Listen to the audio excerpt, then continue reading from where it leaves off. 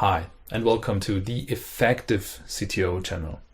My name's Raphael, and today we're going to talk about one of the most important books when it comes to DevOps metrics. And those metrics they describe are actually those metrics you have to put in place to make sure that your IT operation is successful. Let's talk about those metrics.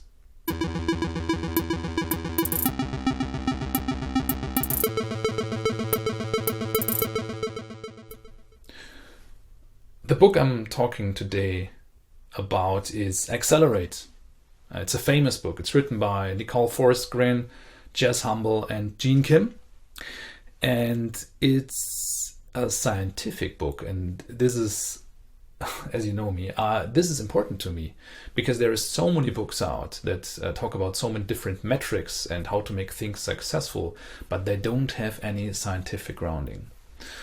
What the authors of Accelerate did is they really ran a multi-year survey and a multi-year study to find out what makes effective organizations effective in terms of IT. And they were really interested in drilling down to the technical things. What are the key metrics that you as a leader have to watch to make sure that your people rule? They identified 4 key metrics after, let's say, hundreds and thousands of surveys. And those 4 metrics are delivery lead time, deployment frequency, time to restore service, and the change fail rate. Using those 4 metrics allowed them to really separate the highly performing companies and the bad companies from each other.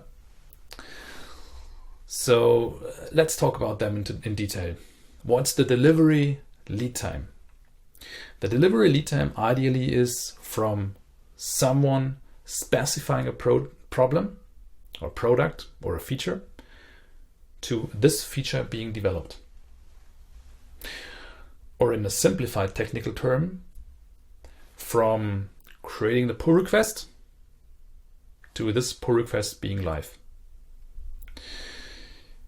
The worst companies, think about old banks, they have very complicated approve processes. So merging something and bringing this live sometimes takes half a year. And this is very, very bad. If you contrast this with Airbnb, where the engineers just try out things over the weekend. They merge things, they try it out, they make an A/B test, they move on. That's a different world. And the shorter the delivery lead time, the better. For you, this means measure this for the projects that are in your field, in your organization, and make sure that the delivery lead time is fast. Days is good, hours is better, weeks is a no-go.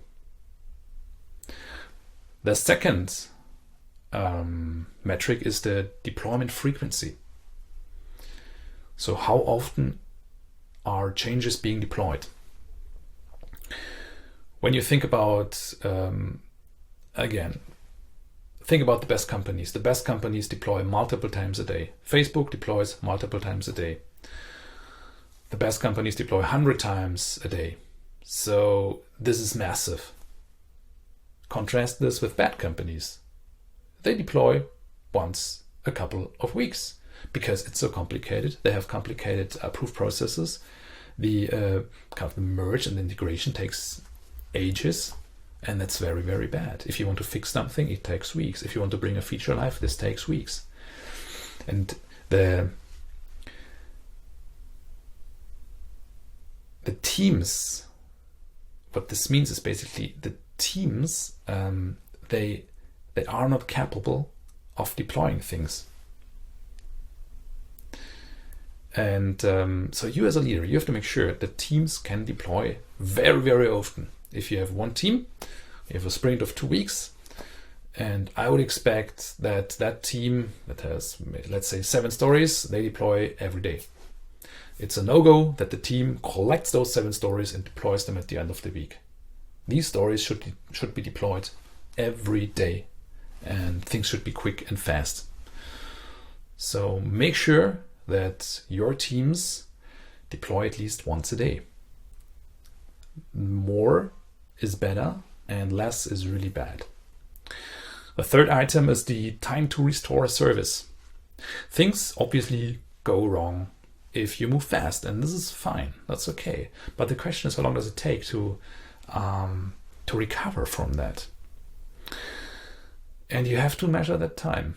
Does it take seconds? Does it take hours? And does this metric become worse over time or better? You have to measure that. And tools like Status Page already help a lot to find out how long an outage takes and how long it took to restore the service. But the best companies are really quick in fixing mistakes. And if things go wrong, fix those things. The worst companies, they have hour-long outages. Measure it and make sure that your teams can recover. The change failure rate is another metric, which is, according to the book, not statistically super valid, but they still recommend it. How often do you have bugs or problems when you merge something? This is the change failure rate. So you merge something and the system is down. How often does this happen? You can measure that, and ideally your tests are good enough that they catch all those errors up front before merging anything.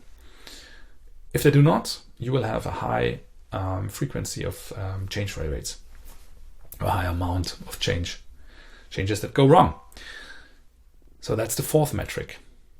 And here you are. You have 4 metrics that are outcome-oriented. And this is the important point of the book. These are outcome-oriented metrics, not output-oriented metrics. Lines of code written by a developer or the test coverage, this would be output-oriented metric.